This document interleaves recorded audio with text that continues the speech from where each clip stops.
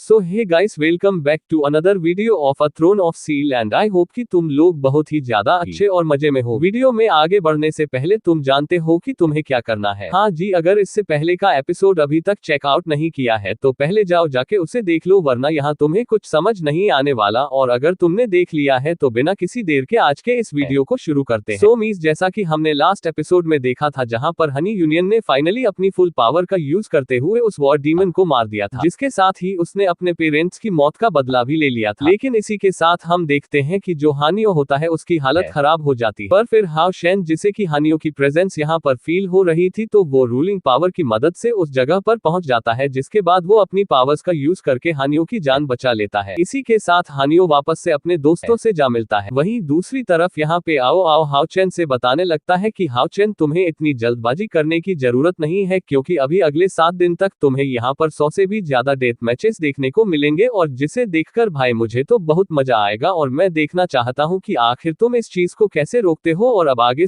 हमारे इस एपिसोड के स्टार्टिंग में ही हम देखते हैं कि जब आओ आओ की यह खबर सभी को पता चलती है तो सभी लोग परेशान हो जाते हैं, क्योंकि यहाँ पर बच्चे बूढ़े सभी लोग अपने चेस्ट के ऊपर उस सील को देख पा रहे थे, जिसका मतलब यह है कि आने वाले 7 दिन में उन्हें यहाँ पर डेथ मैचेस लड़ना होगा। इसी के साथ हम देखते हैं कि आभाव जोर जोर से हंसने लगता है। वहीं दूसरी तरफ जहाँ पर आभाव के कहने पर जो बाकी के डीमंस थे वो भी उस बैटल एरिना को प्रिपेयर करने में लग जाते हैं, जिस वजह से उसकी हालत भी खराब हो जाती है। लेकिन वो यहाँ पर अपने मैजेस्टिक के रिटर्न होने के लिए कोई भी कीमत चुका सकता था। इसी वजह से वो डीमन कहने लगता है कि चाहे जो हो जाए मैं यहाँ पर नहीं रुक सकता। इसी के साथ सीन शिफ्ट होता है और हम हाउच को देखते हैं, जहाँ पर वो हाउ यू और अपनी पावर्स को एक्टिवेट करते हुए कहने लगता है कि तुम चाहे लाख कोशिश कर लो, लेकिन मैं इस डेथ मैचेस को कभी भी होने नहीं दूंगा, इसे मैं रोक कर ही दिखाऊंगा। इसी के साथ हम देखते हैं कि वो हाउ यू के पावर का यूज करते हुए एक कमाल का स्लैश अटैक सीधा आबाव की तरफ कर देता है, लेकिन हाबाव यहाँ पर उसके अटैक को देखकर 1 इंच भी नहीं हिल, और तभी हम देखते हैं कि वो स्लैश अटैक उसकी बॉडी के आर पर हो जाता है, जो देखकर हाउच भी शॉक्ड था। और हाउच हैरानी के साथ कहता है कि आखिर ऐसा कैसे हो सकता है, मुझे तो लगा था कि हाउ यू की पावर जो कि अब बहुत ज्यादा इंक्रीज हो चुकी है उसका इन पर इफेक्ट जरूर होगा, तो आखिर मैं कहाँ पे गलती कर रहा हूँ। जिस पर अब वो हंसते हुए कहने लगता है कि हाउ चैन, भले ही तुम यहाँ स्टार फील्ड में एंटर हो गए हो, लेकिन तुम्हें यहाँ पर कोई भी एक्सटर्नल हेल्प नहीं मिलने वाली। ये कहते साथ ही वो स्माइल करता है और हाउच को अब पूरी बात समझ में आ जाती है। इसी के साथ आमाओ हाउच के ऊपर एक अटैक करता है, जिस वजह से हाउ यू और हाउचन के बीच का जो कनेक्शन है वो पूरी तरीके से ब्लॉक हो जाता है, और हम देखते हैं कि हाउ यू यहाँ से कम्प्लीटली गायब हो जाता है, जो देखकर हाउच भी शॉक्ड था। और वो अपने मन में कहता है कि मैं फील कर सकता हूँ कि हाउ यू और मेरा कनेक्शन ब्लॉक हो गया है। इसी के साथ आओ यहाँ से जाते हुए कहने लगता है कि चिंता मत करो, ये जो डेथ मैच मैंने शुरू किया है इसका आखिरी मुकाबला तुम्हारे और मेरे बीच में होगा, तो तब तक के लिए अपना खास ख्याल रखना। ये कहते साथ ही वो यहाँ से टेलीपोर्ट हो जाता है और हाउचेन के ऊपर अटैक कर देता है। लेकिन हम देखते हैं कि मौका पाकर हाउचेन भी यहाँ से टेलीपोर्ट हो जाता है, और फिर वो दूर जाकर कहने लगता है कि मैं फील कर सकता हूँ कि उसकी पावर 9 रैंक के बिल्कुल पीक तक पहुंच चुकी। अब यहाँ पर हम देखते हैं कि हाउचेन ये चीज फील कर पा रहा था कि उस अटैक ने न सिर्फ उसके इल्यूजन को वहां से डिस्ट्रॉय कर दिया, बल्कि अगर वो अटैक उसे डायरेक्टली लगता तो शायद उसकी जो ओरिजिनल बॉडी है उस पे भी इसका बहुत बुरा असर पड़ता। उसी के साथ जैसे ही हाउचेन सामने नजरें दौड़ाता है तो हम देखते हैं कि एक के बाद एक वो सारे ब्लू अटैक उसकी तरफ बढ़ रहे थे, और हाउचेन इनसे डच करते हुए कहने लगता है कि मुझे जल्द से जल्द यहाँ से निकलना होगा और कोई ना कोई हल निकालना होगा। लेकिन ये सारे अटैक इतने ज्यादा होते हैं कि हाउचेन को इनसे ब्लॉक करने में परेशानी होने लगती, लेकिन हाउच फिर भी डट के उनका सामना करता है और हर एक अटैक को अपने स्वॉर्ड से रोकने की कोशिश करता है, कि तभी एक तेज रोशनी आकर हाउचेन के बीच में आकर किसी चट्टान की तरह खड़ा हो जाता है, और हाउचेन से कहने लगता है कि बच्चे क्या तुम रेडी हो। अब यहाँ पर इस आवाज को सुनकर हाउच सामने की ओर देखता है, और हम देखते हैं जिसके बाद यहाँ पर वो पसंद कहने लगता है कि मेरा मुंह क्या देख रहे हो, जल्द से जल्द गेट को ओपन करो। और यह सुनते साथ ही हाउच यहाँ पे एक बॉर्डर को ओपन करता है, और जिसके जरिए से ये दोनों यहाँ से गायब हो जाते हैं। इसी के साथ सीन शिफ्ट होता है और हम एक लेबोरेटरी का सीन देखते हैं, जहाँ पर हाउच आते साथ ही कहने लगता है कि आखिर यह जगह कौन सी है, जिस पर वो बंदा बताने लगता है कि यह मेरी लेबोरेटरी है जिसके अंदर इस वक्त हम दोनों मौजूद हैं। और फिर वो कहने लगता है कि चिंता मत करो बच्चे, यहाँ पर तुम बिल्कुल सेफ हो। जो सुनते साथ ही हाउच यहाँ पर अपने नॉर्मल रूम में आ जाता है और कहने लगता है कि ना जाने क्यों मुझे ऐसा लग रहा है कि जैसे मैंने इस आवाज को पहले कहीं सुना है। कि तभी हाउचेन को याद आता है कि जब वो इन्फिनिटी स्टार डोमेन में एंटर करने वाला था तो तभी यहाँ पर एक इटर्नल हीरो ने उसे गाइड किया था और वो उसे लगातार आगे बढ़ने को कह रहा था। साथ ही उसी ने हाउचेन को बताया था कि हमें भी नहीं पता कि इस वक्त हम कहाँ पर मौजूद हैं, लेकिन हमें इतना यकीन है कि तुम हमें ढूंढ लोगे। कि तभी हाउचेन को याद आता है और वो कहने लगता है कि हाँ मुझे याद आ गया, आप वही इटर्नल हीरो हैं जिन्होंने कि मुझे यहाँ तक गाइड किया। जिस पर वो बंदा कहने लगता है कि हाँ बच्चा, तुम्हारी याददाश्त बड़ी कमाल की है, तुमने सही पहचाना, मैं वही हूँ। कि तभी यहाँ पर उसके हाथ में आग लग जाती है और यहाँ पर यह बंदा हड़बड़ाना शुरू कर देता है, जिसका साथ ही वो यहाँ पर कुछ केमिकल्स को अपने हाथों में लगा देता है और फिर हाफते कांपते कहने लगता है कि यार आज मैं बाल बाल बच गया, वरना मैं दोबारा से मर जाता। यहाँ पर हाउचे उन्हें देखकर कहने लगता है कि सीनियर, मैंने आपको सही पहचाना ना। जिस पर वो बंदा कहने लगता है कि चलो मैं तुम्हें खुद से इंट्रोड्यूस कराता हूँ, और फिर वो बताने लगता है कि इस वक्त जो तुम्हारे सामने खड़ा है उसका नाम ये सन्मी है। यहाँ पर यह सन्मी का नाम सुनते हुए हाउच सरप्राइज हो जाता है और कहने लगता है कि क्या आप वाकई में सीनियर यह सन्मी है। यहाँ पर यह सारी बातें सुनते साथ ही यह सन में बहुत ही ज्यादा एक्साइटेड हो जाता है और हाउचेन को इंची टेप से लेकर पूरी तरीके से नाप देता है और फिर वह हाउचेन से कहने लगता है कि तुम लाइट गॉडेस से फेवर किए गए वही इंसान होना जो कि यहाँ पर हमारी हेल्प के लिए आया है। इसी के साथ वो वापस से अपनी बुक्स में कुछ पढ़ने लगता है और कहने लगता है कि हाँ इसमें तो बिल्कुल वैसा ही लिखा है जैसा कि तुम हो, तुम तो अपनी 20 जमे ही ऑलरेडी 9th रैंक के लेवल 6 पर पहुंच चुके हो। कि तभी वो बंदा वापस से हाउचेन से जाकर चिपक जाता है और उसकी हॉट बीट को सुनते हुए कहने लगता है कि लेकिन तुम्हारा ये जो हॉट है ना, ये बहुत ज्यादा डिफरेंट है, ऐसा डिफरेंट कि जिसे मैं समझ ही नहीं सकता। और फिर वो कहने लगता है कि वाकई में तुम वर्दी हो कि तुम इटर्नल थ्रोन के द्वारा चुने जाओ। फिर वो हाउच का हाथ पकड़ते हुए जोर जोर से हिलाता है और कहने लगता है कि लॉन्ग हाउच, अगर बुरा ना मानो तो क्या मैं तुम्हारे ब्लड के कुछ सैंपल्स ले सकता हूँ ताकि मैं अपनी रिसर्च को कंटिन्यू कर पाऊँ। चिंता मत करो,